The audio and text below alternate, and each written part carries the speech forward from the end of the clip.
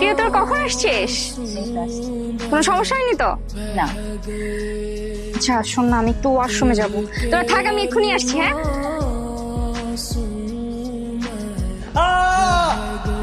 Sorry sorry sorry sorry sorry,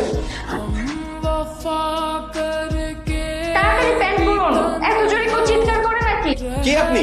আর আমার রুমে ঢুকেছেন কেন? আপনার কি প্যান্ট পরা হয়েছে? আমি বাইরে আসবো? হ্যাঁ হয়েছে। এই আপনি কিছু দেখেননি তো? চোখ তো খোলাই ছিল, না দেখে কই যাব? সর্বনাশ। আর আপনি এত বড় একটা ছেলে হয়ে দরজা খোলা রেখে কেন ড্রেস চেঞ্জ করছেন? হ্যাঁ রাম ছাগল নাকি আপনি? এক্সকিউজ মি, কি বলেন আপনি? জি, কানে শুনতে পান নাই? তাহলে কানটা পরিষ্কার করুন। আমি কেন কান পরিষ্কার করাবো? কান পরিষ্কার না করলে কানের ডাক্তার দেখান, কারণ আপনি কম শুনতে পান। এই শোনেন না, কি হচ্ছে এসব? আপনি কাউকে কিছু বলবেন না তো? কি বলবো না? এই যে এখানে যা যা হলো আপনি যা যা দেখলেন। যদি বলে দেন তাহলে কি হবে? প্লিজ বলবেন না, আমার একদম সর্বনাশ হয়ে যাবে। ঠিক আছে বলবো না, আর নেক্সট টাইম ড্রেস চেঞ্জ করলে দরজাটা লক করে দিন।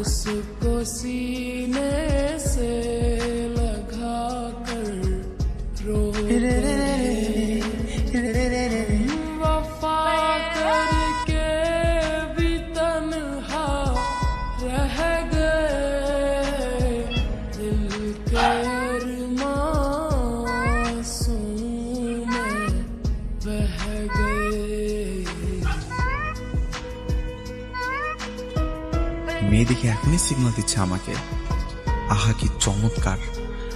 আকাশের বুকে এবার চাঁদে উদয় হবেই। রাম ছাগল নাকি?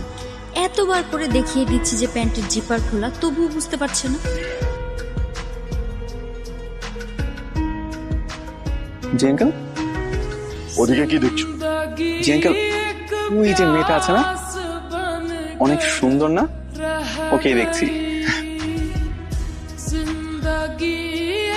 মেয়েটাকে, সেটা কি তুমি জানো?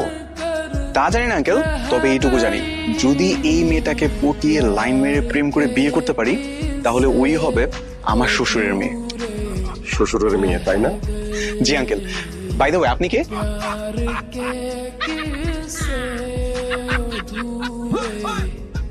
আমি কে? জি। যে শ্বশুরের মেয়ের দিকে তাকাচ্ছ, আমি সেই শ্বশুর।